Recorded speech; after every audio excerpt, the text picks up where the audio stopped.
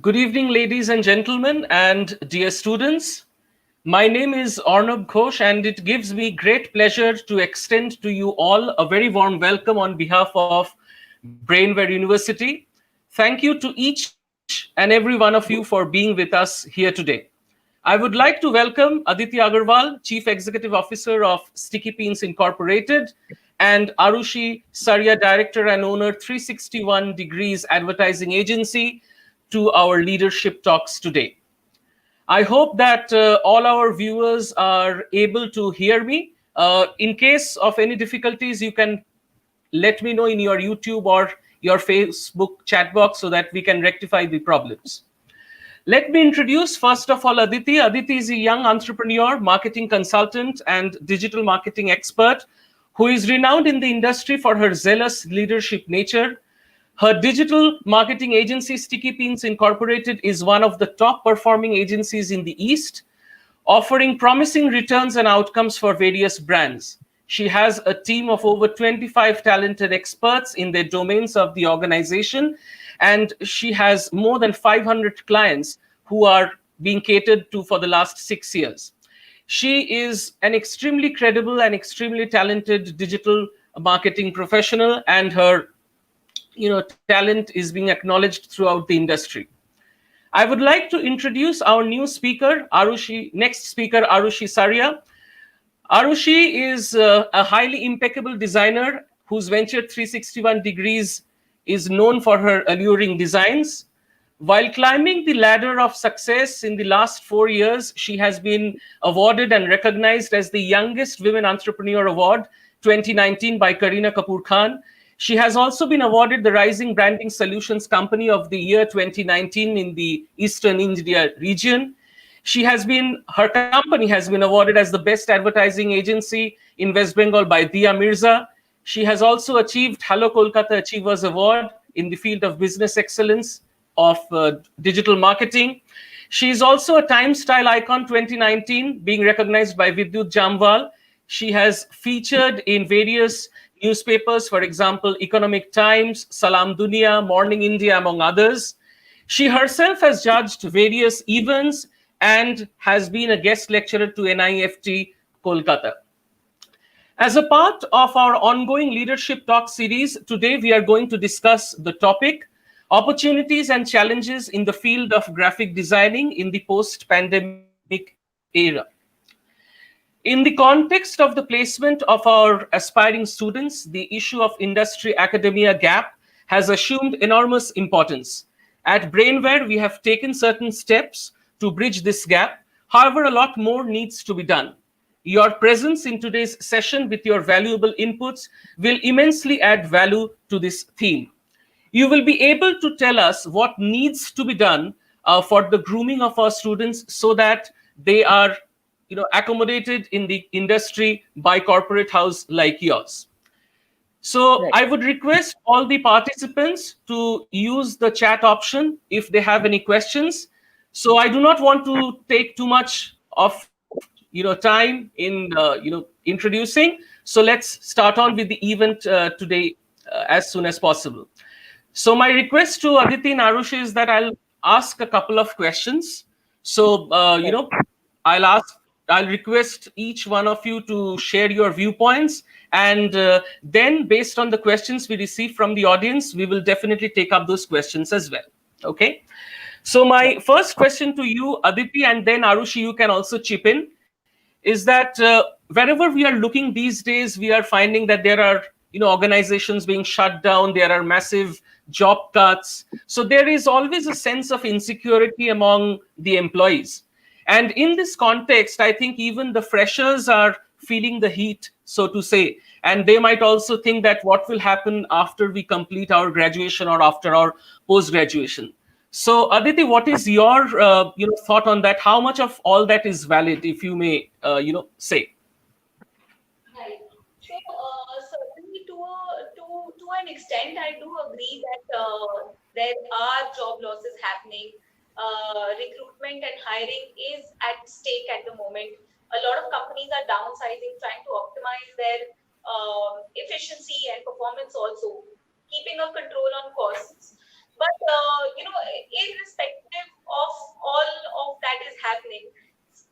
building your skills, no matter which subject it is not something that you can move forward. Chat box so that we can rectify the problems. Let me introduce first of all Aditi. Aditi is a young entrepreneur, marketing consultant. Yeah, can you hear me? I Yeah, think yes. just some background noise that had suddenly come up. Okay, fine. Yeah, please continue. Yeah, sorry for that. No worries. So as I was saying that, irrespective of the times and the situation at the moment, building your skill is something that you can't really curve back on thinking that I'm going to get a job and I'm not going to get a job. Because that is something that it comes from within really, that yes, this is a subject I want to study and pursue. And you have to give it your best no matter what. Then you apply to multiple companies, agencies, or even venture out for freelancing, for that matter of fact, because that's a huge window which is actually opened up because of the situation. So it's not just about because a company is downsizing, so a student should not pursue a career in something they are passionate about. Mhm. Okay. What about you, Arushi? Your views, please. Yes, I completely agree with what Aditi has just mentioned. I feel, this pandemic has impacted different industries in a very different manner.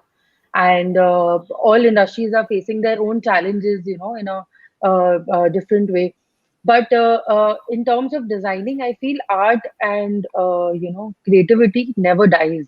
It is something that, can be used at any time. And every individual faces a very dynamic ups and downs, different curve in their professional life. So I don't think, Mhm. as Aditi mentioned, that this is something that people should hold back to, because it is actually a very, this is not going to last forever, right? And I feel people should always, pursue what they want to do. Okay, great. So, what kind of practical training or what are the key technical skills that a student of graphic designing should focus on? Uh, Aditi, you can start and then we can come to Arushi as well. Absolutely. I think the best person is going to be Arushi actually to answer this, but definitely I'd love to share my inputs as well on this. In terms of training and practical knowledge, it is very important for an agency like ours, to make sure that the understanding, okay, the capability of delivering work and pressure is something that we do look for in a candidate, because um, especially right now in this pandemic situation, when the entire coordination is online, that is something which we, in fact, in the last couple of months also we've seen that is something, is a challenge, and is something that the existing team has coped up with. But for a fresher to come into the picture who has not really been picked up from a work from home scenario or a virtual coordination scenario, it is very important that along with the key skills of the designing softwares, it is important for them to also understand that how it's like, to work in no matter which situation, which environment, and which circumstance. Exactly. I completely Okay. agree. Having the adapting to skills towards virtual, like, working, having to be a good team player, because I feel right now is a much more challenging period of showing your team skills, so that you can work as a team, deliver. The major and the most important thing that I feel every designer should learn is to adapt to the different changing sentiments of the target audience, because Okay. now being the best time to actually witness is the sentiments are fluctuating every single week, with whichever client that you will be working with. So this is Mhm. a very challenging period, and I feel that everyone should grasp, do, like, correct amount of research and understand how the sentiments are changing. And this is definitely going to help them, in future, when they will be applying for their jobs, or to start their career off. Okay, so if I understand both of you correctly, so apart from focusing on their technical skills, they should also, learn how to adapt to the new virtual or the work from home environment, right? Yes, right. Okay, okay, fine. So, since we are talking about a virtual working these days for the last 4.5 months, to be precise, so in both of your organizations, have you started onboarding freshers or onboarding employees virtually, if I may ask? Or, and what is the Yes. process for that? So yes, fresh talent, good talent is never neglected. At least with agencies like ours, and we are always in the lookout of having good and creative people who can be a part of our team. And because the picture is always to be seen in a longer run than a shorter run, which is this pandemic. Mhm. So yes, we've done hiring, and we've onboarded people during this pandemic as well. Few things is that I feel that the candidate should have a good and a very strong self-explanatory portfolio, since meeting is not possible. Everything happens towards virtually, and having the skills to convince the agency or the company that you want to work with is something that needs to be very well understood by these candidates. Okay, okay, fine. So, any specific skill that a fresher should focus on in terms of their subject knowledge? In terms of their subject knowledge, of course, mastering what you're doing is the first thing that has to come into the picture.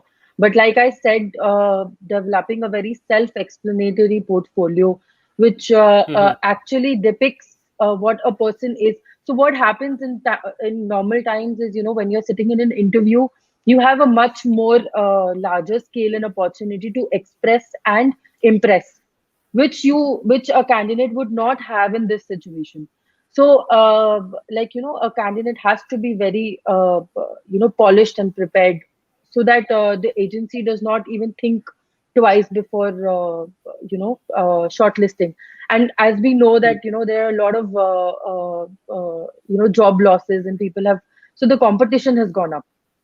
So there are a lot of people in the market who are wanting to work with good agencies who are still surviving. So Okay, you have to be polished. okay. What about you, Aditi? I absolutely agree with Arushi on this front. It's very important for a candidate to be true to their skills, no matter what. And Hmm. in terms of adapting a process, to recruit a fresher or someone who's skilled, or a candidate, who's skilled for a particular role, we do have a process in place. We do have our tasks and tests in place. But Arushi very rightly said that usually when you're in a face-to-face situation, you have a chance to express and impress. But with the entire virtual adaptation and recruitment process, it's not like it has not happened before, but it is just that it is on the candidate also how proactive they are to be willing to express virtually as well, even with the tasks and our processes and procedures in place. So In it's place, not right. that the yeah, putting out a method or a process, it is there. And it is not that the candidates are refraining from taking that step. So I would say it goes hand in hand, Yes. and a part, yeah, a process for both to learn and adapt. And again, it's about the work at the end of the day. So Okay, so are both your organizations hiring during pandemic as well? so far, uh, I mean, I So think it's far also we challenging. are. Yes. Right. Yeah, we Yes. we have hired, because I think we've also had to let go of people in this situation because of So again I coming back to personally, I'm personally a very very quality specific individual myself, and uh, it's like the shopaholics when they walk around a shop and they just can't resist themselves from buying. So I'm that kind of a designer who, if I come across something that is very alluring, I can't stop myself from looking at it. So this is the exact thing that I was trying to point out by saying that a good presentation and a portfolio is very very appealing. Okay, okay. So I'm sure that few students of Brainware University, they have already joined Aditi's organization, that's Sticky Pins. So maybe in the future, if you find our students to be fitting the strict quality standards that you have as a designer, then I'm sure that we might have some openings there as well. Okay. So Definitely. apart from that, what all can be done to increase the collaboration between industry and academia, if you can answer, which will help us to actually groom our students in a better way? Anything that comes to your mind which we can actually train our students, so that when they are going to complete their undergraduate program, they will be in a much better way to and be confident to actually handle the queries or maybe handle the projects. So one, maybe I don't know how much of it has been followed or adapted by Brainware, but one small suggestion I would have is to make sure that there are few practical assignments, because what happens is that when a certain designer is working on a project, it is a very different feel, and on the other hand, when they work on a project which is practically going to be applied in the real world, so there are a lot of questions and there are a lot of justifications that a designer has to do. So I feel, maybe a, Mhm. uh practical representation of maybe one such client or case study could really help groom the designers to understand how the practical world is actually functioning. Okay, so basically, you mean to say that maybe a replication of our actual case study, if it can be done in our college or the institution, that will help the students to come up the learning curve quickly. Yeah, or maybe having a tie-up with any agency who is willing to give up a certain client's brief Okay. in confidentiality, so that the practical experience can be gone through and experienced by the candidates. Okay. What about you, Aditi? Absolutely, I think this is a great idea. Actually, if before, like, agencies take candidates on board, because that's the difference between an experienced candidate and a fresher, because an experienced candidate has a lot of live projects and practical projects to show. We can understand that, where and the understanding of that candidate is with a particular client in a category. Whereas for a Right. fresher, you have to judge on the basis of certain tasks that we allocate, as well as what has been learned, with and under guidance of the experts at the university.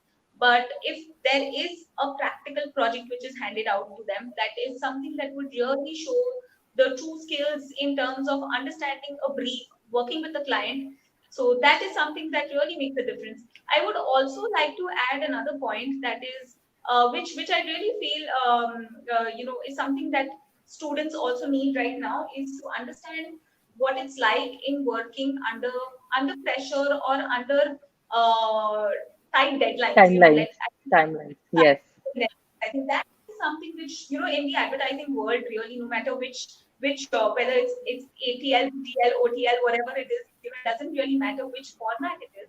But the respect given to a timeline and deadline is very important, which I Yes. feel I a lot I agree. of freshers, but even some very experienced candidates take for granted. And that is Yes. something, we understand that a lot of things really become better in terms of their skill development as well. Yes. Okay, It's a that's very, great. very That's good great. point, actually. Yes. So apart from this controversy or this debate goes on for ages, that apart from the hard skills, we should also be focusing on the so-called soft skills like time management and the others, communication skills. Yes. Okay. Absolutely, that's The other thing that I want to ask before we might, open up the forum to our participants over Facebook and YouTube is that, will there be any change in the outlook from an organization's viewpoint as far as hiring of freshers are concerned post this COVID-19 pandemic? Will there be any change in attitude, coming from the company's perspective? Um, Yeah, yeah. you go. Okay, so I feel that I don't see any change coming. In fact, I feel that advertising, be it digital or outdoor, is basically booming right now. And I feel that the importance of digital is quite high and is being realized by a lot of people. So I don't see any downfall or change in attitude by in terms of hiring. As long as there is a certain quality and skills are displayed, and the candidate knows the current situation, and how to uh, work in different scenarios with different clients. I think uh, I don't see any change. I in fact see it becoming better and better. Okay, okay, great. Aditi, you can chip in as well. Absolutely. For us agencies at this moment, I think of it, absolute extremes. It's either survival or it's complete like out It of business Yeah. situations. But for us, Hmm. fortunately, I think we are not here to give up or settle, and that means providing scope and opportunity even to candidates and students. So yeah, that's we look at the positive side, and we don't talk about not hiring or not moving forward, but we Yeah. talk about it. So that's Yes. what that we look forward to. So I'm sure that if thinking from a student's perspective, a fresher's perspective, if I am a student and if I know if I know my art, if I know my skill, and if I'm able to manage time and ensure that I adhere to the strict timelines that is generally prevalent in the advertising field, then I'm sure that I should not have much to worry about, right? Yeah, I think worrying is something that will just I think drown your ship, to be honest. But like I said, it's all passion and developing your skill. If you believe in your passion and your skill, then there's nothing that can Okay. stop you. So, yeah. Because, like I said, this pandemic is just temporary and it is not going to last forever. So, no matter the timeline, it is still temporary. So, I don't see that, this should discourage. In fact, I feel like Aditi mentioned in the start of this, live session was to develop more and more skills during this time and make sure that, you grasp everything and you learn out of the situation, which can only and only help you, in future. Okay. Okay. So, is there any kind of a special certification or any special domain that they should focus on so as to learn a new skill during these days? So it completely depends upon the interest of the individual. So, for example, if they are inclined towards digital media, so like it is very important for a designer to also understand the platform for which they are designing, because traditional media and digital Okay. media are two very, very different things. So just by making a good design doesn't mean that it is going to be practically used as well. So maybe this time they can use in understanding which domain is more preferred by them, and then understanding that particular platform so that execution becomes more efficient and better. Okay. Okay. Understood. Aditi, any inputs from your side on this? No, absolutely. I'm on the same page with Arushi over here, and it's exactly that. Yeah, that Yes, it's the time to actually Okay. develop your skills. Fine. So, I I think think we all are doing we have. that on our own. Absolutely, absolutely. And since Yeah, the field of graphic designing is a highly hands-on kind of a project-oriented kind of a domain, so the more practical sessions, the more case studies, the more creative things that a student practices, I think that will help him or her to improve their skill and be more, I would say, employability ready in that yes, aspect. Okay, yes. so let's start taking a few questions. Let's see if we have any questions from our students on or the participants. So let's see if we have any questions. So then we can actually uh, so answer them. So I have a question from one of the participants, Akshay. So he states that I think there is a change in attitude because there's less interaction when an individual is present at his workplace, and that attitude creates a lot of difference. So maybe what he's trying to say is that when a person is having a face-to-face interview rather than a virtual interview, the vibe may be a bit different. So how can a student prepare from that perspective? So, like I'd already So anyone, mentioned, right? yeah, like I'd already mentioned, like, since you're not physically present in an interview, the first thing that appeals is, of course, the CV, but also the portfolio that you're presenting. So the way in which you're presenting your work shows speaks a lot about that designer. From terms like font to colors to style of the particular graphics to what is the strong point, is typography the stronger point, if illustration is the stronger point, and also understanding if the individual is very specific to details or ignorant to details. And these things are, like, for at least me, it is very easy to understand in a glance. So Okay, it takes okay, me like fine. what 5 minutes to understand the difference between a portfolio. Okay. I have another question. Uh, it was said that timeline and deadline is very important if under pressure. So, how to manage these in this case? Aditi, if you want to take up this question. Yeah. Right, absolutely. I think there's a very thin line between managing work within timelines and actually feeling under pressure. Okay, it's a thin line, and I'm going to accept it. Because for one to identify that when you need to complete a work and when you need to stop working, take a break, and then shift it to the next day is very important.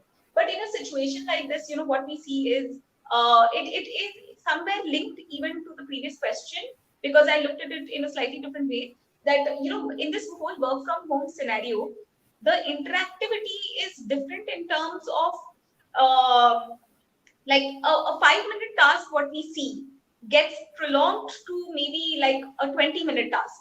All right, so that's when your deadline and timeline actually goes overboard. So it's very important for at least for my team, I try to apply it. We create like task sheets, and we try to organize like, okay, what is important priority. We prioritize our tasks, then we also allocate how much each task takes, the time it takes. So accordingly, we try to fit it into that schedule so that the chances of going overboard, okay, from our daily timeline set, okay, is reduced. Yes, sometimes depending on situations, brand requirements, client requirements, we do have to work late nights without a doubt. Sometimes it even comes from, like my team, I'll give it all to them that I don't even have to tell them, and they're so proactive in being, upfront to even work. I have to tell them that guys, please take a break and stop. Okay. But yeah, it's about like right now the situation that a 5 minute task is taking up to 20 minutes. So it is on the team, it is on me to create that structure, that how we can optimize our efficiency and not go overboard on timelines yet keep our sanity at bay. I think that's very important. I'll just add one point here. Since we're talking about graphic designers specifically in this session, I personally feel that designing cannot come out of pressure. So it is not. So yes, there are two things here. Pressure, uh, like one part of the pressure is the pressure that comes from the client and a certain deadline of a certain deliverable that you have to deliver. And the second pressure is pressurizing a certain designer to deliver in a certain timeline. But designing does not come with pressure. A designer needs to be let loose to think and to ideate, to conceptualize, and then to deliver a certain assignment. So in my organization, the structure is a little different. we try to optimize, deliverables related to ROI, the return on investment part, which is marketing and advertising. But when it comes to conceptualizing and planning a certain design or a campaign, we give it time, because we Okay. want the best output in the end of the day. So basically depends on what we are doing. So on a case to case basis, the decision can be Yes. taken actually. Okay. We have another question from Anindita De. She asks that what type of graphical design we should include in our show reel. So Um, between the two of you, So anyone can start. Arushi is the master to answer this. Uh, firstly, your showreel or your PDF or your online Behance link or any other platform where you want to showcase your portfolio uh, has to depict who you are. That is the first thing, because a personality of a designer reflects a lot in the type of designs that they do. So that's the first thing. And second, I would recommend you to highlight all your strengths, all your weaknesses, because weaknesses are also very important parts to know. And of course, highlighting all the work that you've done. There are a lot of college assignments, I'm sure, which are given. So if the assignments could also be accompanied by a brief or a certain problem solutions and problems that you have faced during it, that helps us know and understand a certain candidate better, because we understand Mhm. what situation they were in and how did they come out of that situation. So no matter the design or the assignment, that helps us judge a certain candidate better. So I think these are the few Okay. protocols that, yeah. Okay. Fine. So let's see if we have any other questions. So, students, you can ask your questions to our esteemed guests, because they are the best resources to answer your questions if you have any doubts, because this will actually help you to grow your career and develop it in the proper direction. So let's wait for a couple of moments. Let's see if we have any other questions.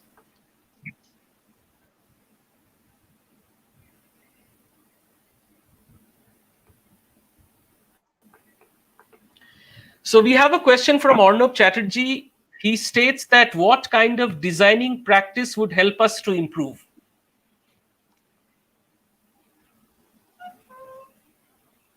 So that's the question that Arnab has.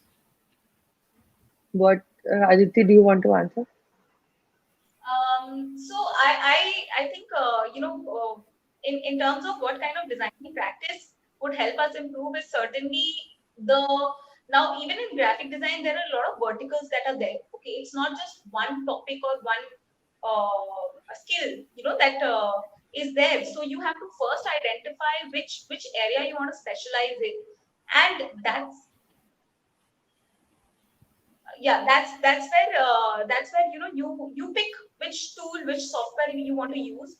You create, and like even Arushi mentioned that in your show reel you have to be very true to yourself and very honest about who you are and what kind of understanding you have. So it's about really exploring which field you want to specialize in, and which subject is it in graphic designing also that you want to dig into, and practice more on that. Okay, I okay. would just suggest one thing here in that question was that, uh, uh, design is all about communication and expression. So maybe in once you've mastered your skills of software and the field you want to master in, the second I think would be to do more, research on the kind of brands you like and see the kind of communication style that those brands, like for example ITC, or you talk about any other brand. So the kind of Mhm. styles and communication that those brands are actually using. So that will help you understand more and more of the practice, and also help you realize where you have to improve. Okay, okay, great. So we have a question from Rajiv Singh. He states that what qualities and skills should a good graphic designer have? Okay, so like I have already mentioned, uh, first is of course you have to master your software, because if you don't know the tools, it's difficult to express. Second would be to do a good graphic designer knows how to do a good research work. If you do a good research work on whichever topic is being given to you, that helps you create a very good base for your creative. Once the research work is done, then comes the knowledge and the experience that you have, and very rightly and very nicely executing a certain design, keeping in mind the brief. Like, not going out of the brief is also very important, because that's a mistake that most of the designers do, because we just find ourselves jumping into that pool of design where there's no endless opportunities. So basically, keeping every all of these three things in mind, if you deliver a certain work, I think you'll see yourself to be a good graphic designer. Okay, okay. The next question that has come up is, what should we do when we are stuck in the same work again and again? Take So a how break. to break the Not take a Have a break, cup of right? coffee. Absolutely. So, it's not just about. I think work is never the same. Actually, to be honest, Yeah. never. I think each and every single project, each and every single creative also done for no matter which client has its own creative element and Yeah, fun because attached to all it. the target audiences are different for each client. So automatically the creatives are different. Yeah. Yeah, and it's on. absolutely, I think absolutely. the designer as well, like how consistent they want to make something and how creatively consistent they want to do something. So that's about it. Yeah, So, was the cup I of mean, on as a apparently it might look to be the same work, but there's lots of uniqueness in each and every project that a graphic designer will be doing actually. Okay. And यहाँ पे One of the thing is that if you are delivering the same work again and again, you need to rethink the second time you're doing the same work, because nobody wants the same thing. Everybody wants something new every single time. Okay, okay. We have a question from Shubham Changri who states that what type of software should we use in the professional area and which version? Is there any specific software and which version they should be focusing on or learning actually? So, as a graphic designer, Adobe is your world.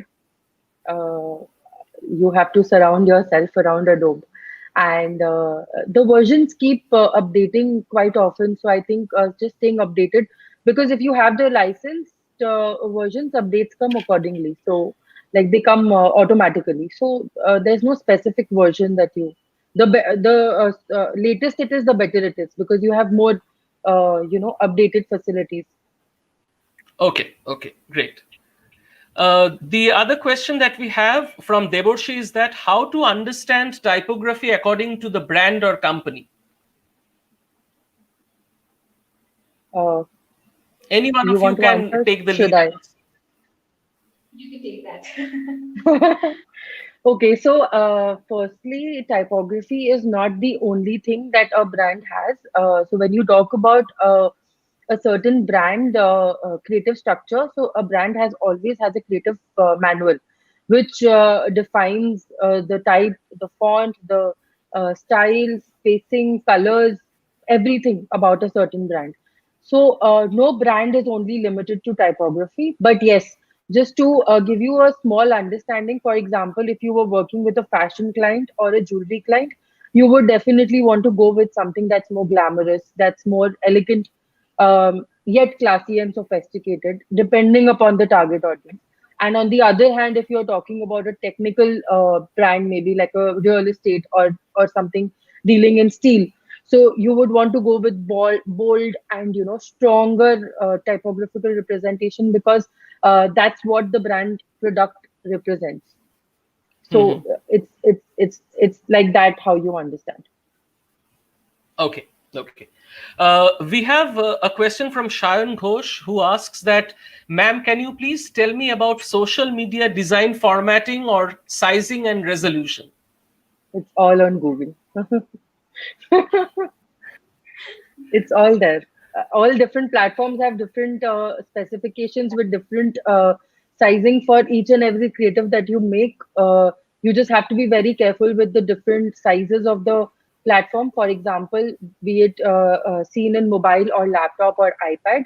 So there are different Hmm. grids that are already there, mentioned by those particular platforms. So once you, that's what I like I said, you have to know your platform before designing. So this is where you know your platform before designing. Okay, okay. There's a question from Ankita Dasgupta. She asks that how can we know our specific domain of work and how can we be the master in our field? Aditi will answer. So, Aditi, yeah, Aditi, if you can, answer that question. Sure, sure, absolutely. So, when you're talking about a specific domain that you want to specialize in terms of graphic design, I would suggest that when you're learning, okay, when you're learning um, the different subjects, the different courses that you're doing, there will be something that holds your interest, and there will be something that you don't enjoy as much. So, something which holds your interest, which you like doing, where you see your work is getting appreciated, acknowledged, or you feel that you have an edge over the others, is something that you know that you need to work towards and work in more. And I think that is your calling. But a lot of it depends on practice, really, because again, it you can't be or base your domain on just one output, but actually over a period of time on the things you develop, you think about. Okay, now if you're interested in maybe video editing, or say you're interested in illustration, okay, or you're interested in designing, just curating posts and designing content, okay, so it really depends on where is your area of interest more than someone else telling you that, hey, listen, you know what, this is your domain. Before they define that, it should come from where, which is the area of interest you enjoy doing. You can experiment on, you want to explore more. So that's very important. And as far as being a master of your field, it's all about practice. Practice makes perfect, and research is what will get you there. So I think that is going to take you to a good place. Okay, great, great. Agree. So the next question is from Satyaki Das, who states that how to get rid of creative blocks. So, Okay. Arushi, will you be taking up that question? Yeah, sure. I we all go through creative blocks, and there is a time, when we just don't know what to do and how to do it, even though we have been doing the same thing for so many years. Uh, Two things I recommend here. First would be to maybe change the work that you're doing. Maybe concentrate on a completely different assignment for some time. That helps you think. So what happens is that, when you wake up seeing the same creative every single morning, it gives a creative block. So just change your topic for maybe a day or two, and you'll observe that you are automatically getting back to the previous one in a much more efficient manner. Second Mhm. would be, which I always tell the designers around me, is just watch a movie, have a coffee, take a break, or just shut your laptop, for some time. Because, like I said, you can't force creativity out of designers. You just can't. Uh, so it has to come out naturally, and when it comes out naturally, it is the most beautiful form. So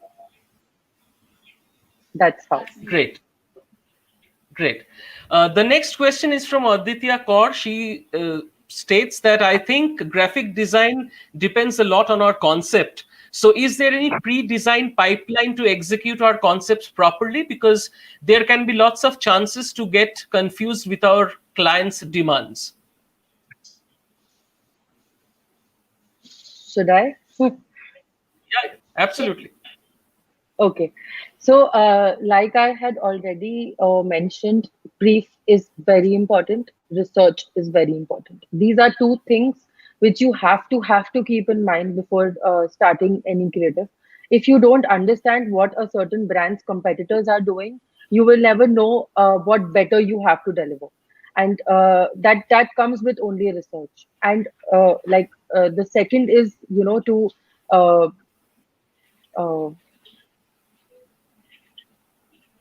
uh, sorry, I just forgot what was I saying. Depends upon, is there any pre-designed pipeline? Yeah, so brief is the most important to keep in mind, that a certain brief that the client has given, you deliver work according to that. So brief and research, Okay. these are two things. Yeah. Okay. Aditi, this question is for you. How to tackle the dissatisfaction when a specific client doesn't accept the design or when we don't match up with their expectations? Right, absolutely. I think we've seen multiple scenarios where the thought process of a client varies from the final output that is produced by us. Now, in such a situation, definitely we don't lose our cool or lose our patience over there, but we understand what is the difference, where the client wants the difference, or why is the client dissatisfied. There are two aspects to it. One is the technical side of things, that is maybe the logo, the font, the color. Okay, and the second is the concept, or the creative element of it. So it is very important for us to understand that what is that point where the client is dissatisfied. According to that, we again brainstorm on it, or we see. It's not like we always accept what a client says, but we have to reason out whether what they are suggesting is right or wrong, and the reason why we have created something is should be accepted by the client or not. Because this is something that I truly believe, and I keep encouraging the team, and the team is actually equipped and skilled to understand this fact that they are experts in the field, we are experts in the field that we are in. The client can have a different thought process, but do not know whether this particular design, creative concept, story that is being built is going to get them that return or not. They have another thinking behind it. So it's very important to ask why. So that is something that I encourage my team to do. That if a client is dissatisfied, please ask why. Okay, understand where is the difference, and then we come up with a collaborative solution to it, or make them understand that there is a difference in them understanding, and get the design passed through. Okay. Okay. Great. The next question is from Arnab Chatterjee. He asks that what kind of questions should be included in our creative brief and mood board? So who would go for that? Arjun, you want to get that? So this differs from client to client. It differs from domain to domain. It differs from what kind of work you're delivering for a certain client. For example, if I have to just quote one, if we talk about branding, so what kind of a creative brief would a certain designer? What are the elements that a certain designer would want to know from the client when they are sitting and conceptualizing and designing a certain logo for a brand? So, what would a designer know? A designer would want to know what are the different logos that the brand likes. This is to understand a certain taste. Now, there comes different aspects as to there are different types of logos. There's a character mark, there's a word mark, there's a letter mark, there are multiple monogram, like multiple types of a logo. So, you would want to understand what type of a logo would a client like. That uh, so then comes, like, you would want to know the colors that the clients prefer, the kind of fonts that the client prefer. This is just to understand and help us curb that particular confusion, and help us create a mood board of, okay, fine, ABC, these are the things that the client is wanting. Then comes maybe a certain other mood board wherein we conceptualize what a client should want, because it is not always that the client knows what they want. and from the industry to industry that a client differs from, we have to always suggest. That's why they want to get it designed from professionals, because we have the experience and we have the expertise to understand their requirement. So these are the two mood boards, that you would want to create, and include every type of a question that you feel that you would want to know from the client, in order to uh, get you started with the designing. Okay, okay. So I think Swatanshu's question has already been answered. That he is also asking about the creative block, which you have already answered. One of the other questions is, except portfolio and CV, which things I should prepare myself as a graphic designer for an interview? Hmm. So, Arushi, yeah. Okay, so like Aditi had mentioned previously, that a lot of agencies have a test. Some have on-spot testing, some give tests which give the certain designer a certain amount of time to deliver, be it a day or two. So I think the a designer should be ready with the pressure that that individual can be put into during the interview, and to understand. So that comes with the research that a certain designer should do, because a task could be anything, and to master the task is the thing that will make you stand apart from the other candidates. Okay. I think Biplab Giri has asked a very pertinent question, which I think is quite relevant. Were there any mistakes that you have made as a designer, and what did you learn from that experience? Ma'am, can you please share it with us?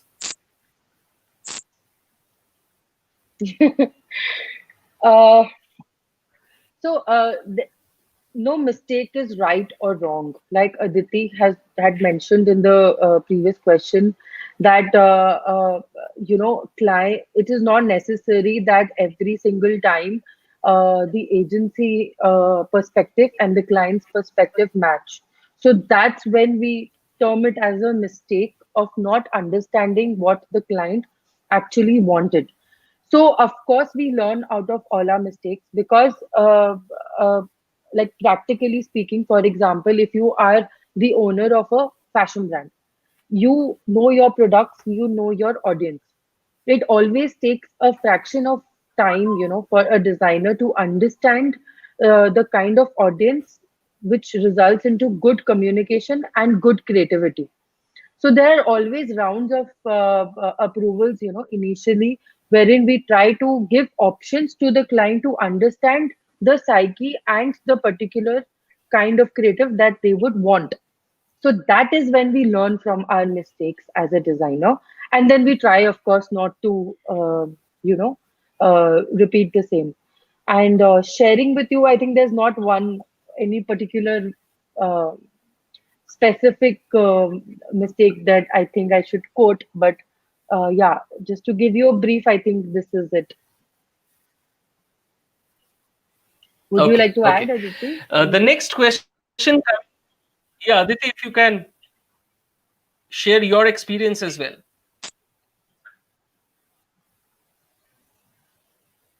No, no, nothing as such. But I mean, when the question also asked about mistakes, right? So I think, yeah, everyone they have made. I think something which I see very common, a very common error for designers is spelling mistakes in Oh, creatives, yes. and a lot of times it's overlooked at times and goes to the client, and you realize it's wrong, but the immediate you reply saying that no, we're editing and changing that. So that's just a a funny mistake that I know happens so often, like no matter how many times you review it, and So it's with just a miss or for a this, typo, but yes, yes, yes. So for this, I have always recommended my team members. So we all have a softboard in front of where we sit, or we have a wall or something. So I have always encouraged them to write down that one thing that they always miss out. For some people, it could always be typography, like she mentioned. For some, it could be maybe alignment issues. For some, could be not checking the whole creative before sending it across for approval. So whichever thing that the particular designer feels is missing in them, I feel you should write it up in big bold letters in front of you, so that it comes in your mind again and again, and you land up not doing the mistakes after maybe fifth or sixth time. Okay, Absolutely. And great. believe it or not, we actually faced this with sticky pins. Okay, like our company name. People in the organization, our team, people were making spelling errors with us. I actually made them do this exercise. I made them write Yeah. 15 times. Yeah, fun exercise, but I completely get what you're saying. Yes. That's great. That's great. The next question is from Aniket, who asks, do we have to research on the subject to create a brand new graphic design or logo? Definitely, research is the first step before anything moves. Before your pen tool moves, before your Illustrator is on, before your Photoshop is on, research is the thing that you have to do. Absolutely. You can't, I don't Okay, think you can, great. no matter what subject it is, I don't think you can move forward without research. That is Yeah, ground rule. You have to start with that. have to. Okay. We have another question from Akshay Sharma, who asks that what if I add imaginative work in my portfolio instead of real life client work to get hired at a design agency? So when we receive portfolios from candidates that just come out of college, so they don't have real-time experience of working with clients. So in this case, like I said, having to mention the problem and the solution you have done with that particular design helps the agency understand what the thought process was. So even if it is imaginative, it is an effort that has been put from your end. So like a full structure, if given, it works.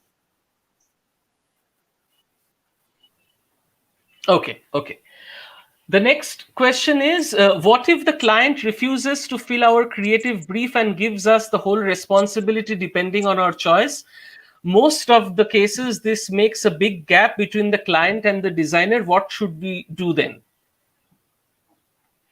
Right. I think so. This is again a real time issue that we face a lot. Okay. A lot of clients kind of get out of that responsibility to fill a brief because I don't think they know what they want in totality either, and they want to leave it on us most of the time. So in such a situation, what we adopt is we get on an extensive call with them because where we see the gap that they don't want to fill it up, okay, but they don't have a problem talking about. That's where we get on. We either try to record the call or take down our notes. We put it down in a conversation format over a mail, drop it to them, and then we do see that they do come back with some points. Okay, whether it's an understanding on the palette, whether it's an understanding on even the product, or the service that we're trying to promote.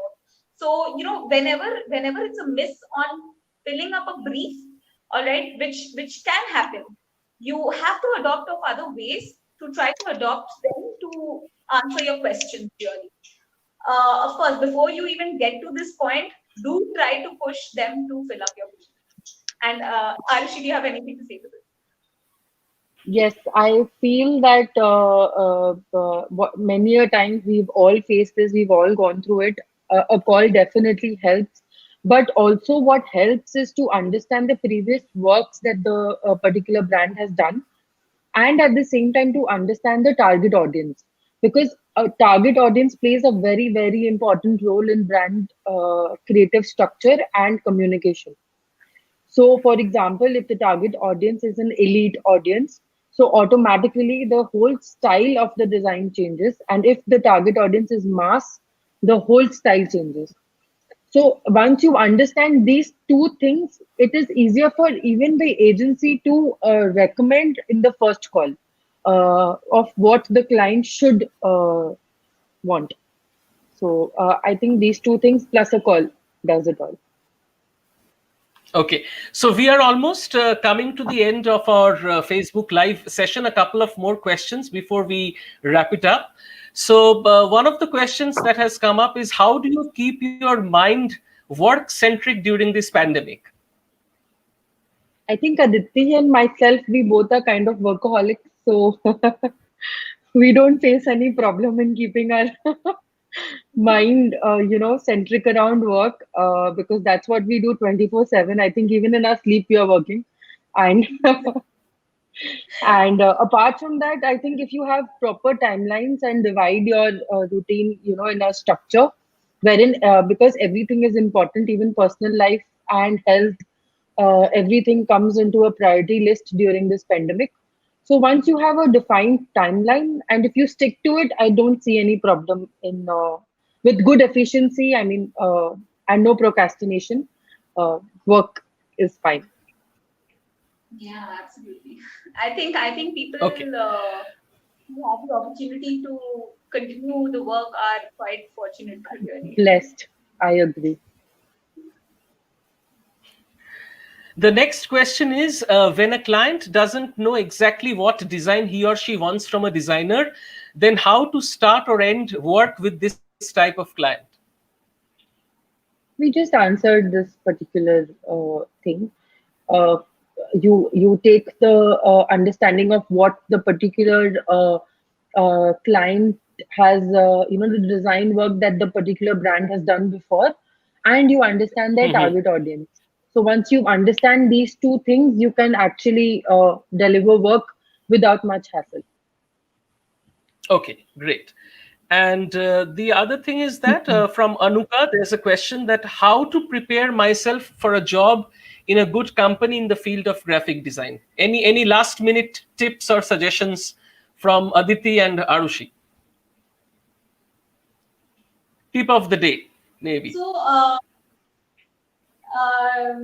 I think keep your creative best out, but keep it to what you like. Like Arushi mentioned, initially, that just be true to yourself and put yourself out there. Don't go overboard and don't undermine your scale as well. So yeah, Mhm. just put what you have in mind and what your creative passion is all about.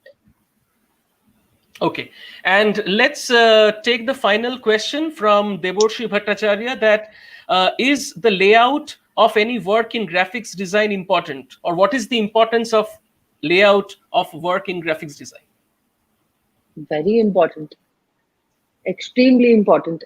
I would say non-aligned work, be it, even if you put in days and days behind that creativity, keeping in mind every minute detail of that particular illustration, logo, whatever. But if uh, there's no alignment to that certain creative, it spoils the whole look, because when you want to look at a design, you want to look at something that suits you, that suits the eye, does not hit the eye, and at the same time, there are few things. So there should always be the first important element that hits the eye for a creativity, then second, and then third.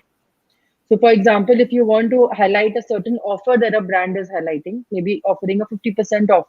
So, that is the first thing that you want to highlight in your creative. So, if the layout Mhm. of that particular creative is not good, you miss the whole communication of highlighting the 50% off. So, that just spoils the whole process of and the need of the design. So, it is And utmost important. it Yeah. it reduces Yeah, efficiency as Aditi. well. If you don't have a layout in place, have that structure in place, then you're just going to keep going Mhm. back and forth, for a particular Yeah. piece of communication. Okay. And finally, who are your design heroes, or whom do you look up to for inspiration? Aditi, you can start, and then we can come to Arushi.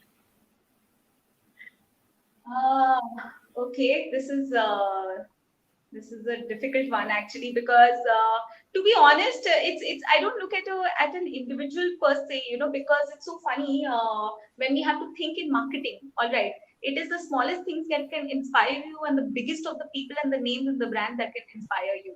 So I mean, I remember that there was this time that we were just going on the road, and there was this thela, okay, like even that had a design element and inspiration behind it, because I tried to come back and give it out to my team and incorporate that also in my design style, because it's very important that depending on the product that is there, uh, inspiration can come from anywhere, and the brand, the product, the service that you're trying to push out, it should resonate to your thought process, the audience that you're trying to sell to, and your client's perspective as well. So yeah, I can't, it would be unfair for me to take like an individual name per se, really. Okay, what about you, Arushi?